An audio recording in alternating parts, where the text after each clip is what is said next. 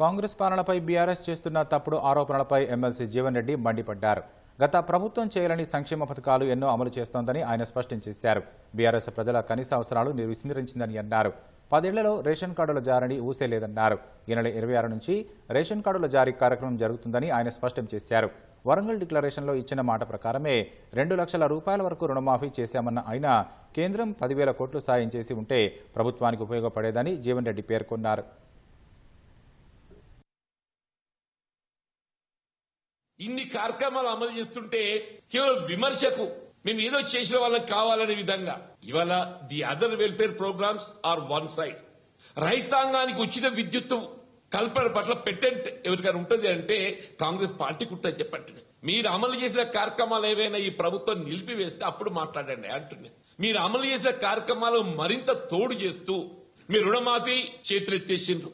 కానీ కాంగ్రెస్ అట్లా కాదు. ఇవాళ 2 లక్షల రూపాయల వరకు అమలు చేయటం వాస్తవం. ఇప్పటికీ దేశంలో ఎక్కడ కూడా ఇంత పెద్ద మొత్తం అమలు చేసినా మీకు ఉదంతం లేదు.